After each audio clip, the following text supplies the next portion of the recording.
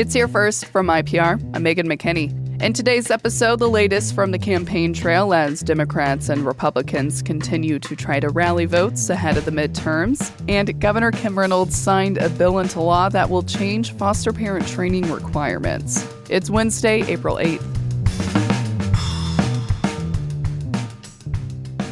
First District Republican Congresswoman Mariannette Miller-Meeks held a roundtable in eastern Iowa to talk about the business impacts of the One Big Beautiful Bill Act that passed last year. IPR's James Kelly has more. Some local business owners in the Burlington area say the One Big Beautiful Bill Act, making some extended tax provisions permanent, is providing stability for them as they prepare for the future. They also say they're pleased about the speed and amount they received in their tax returns this year.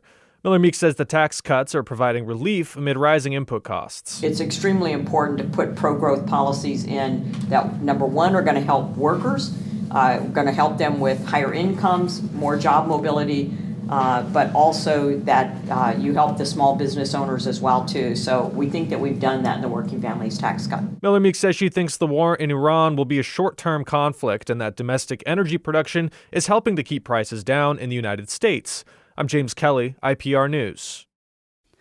Michigan Senator Elissa Slotkin is asking Iowa Democrats to stay engaged and help flip seats in the upcoming elections.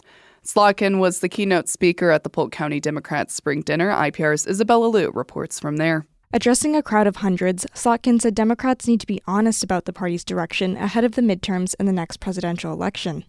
She says Democrats need to get back to basics and focus on economic and affordability issues. We have basically trained leaders over the last 30 years who believe in consensus and making everyone feel happy, right? And we want that. We want everyone to feel good. But we need to win in order to enact the things that we care about.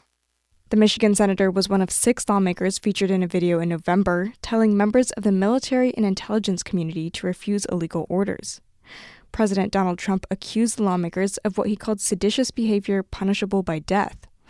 The video also prompted an investigation by the Justice Department. I'm Isabella Liu, IPR News.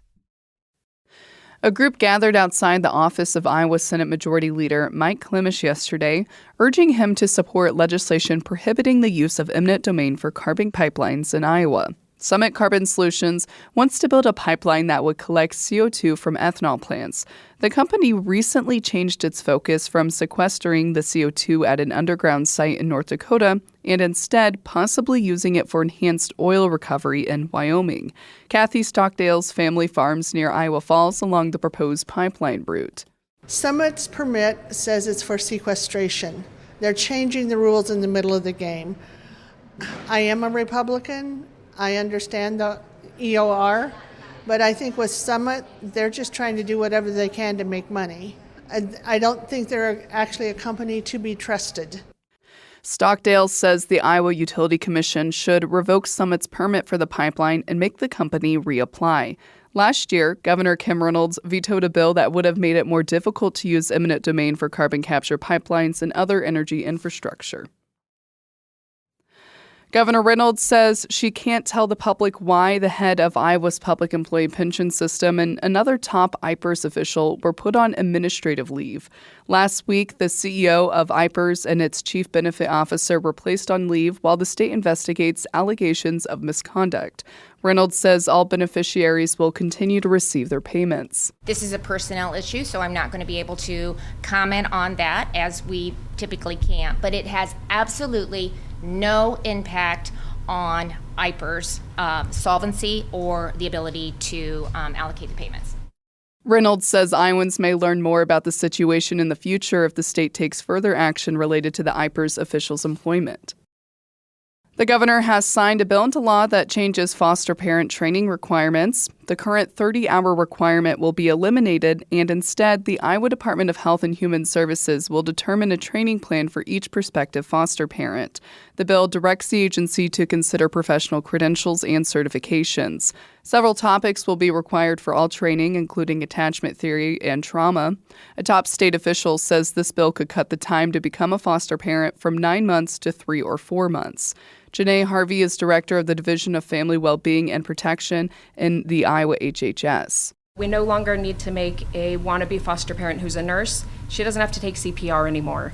Somebody who might be a clinical social worker, so maybe have some professional skills that could translate into being a foster parent, we can modify that curriculum.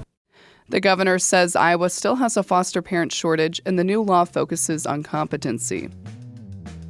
Thanks for listening to Hear First from IPR Today. I'm Megan McKinney. I hope you have a great Wednesday.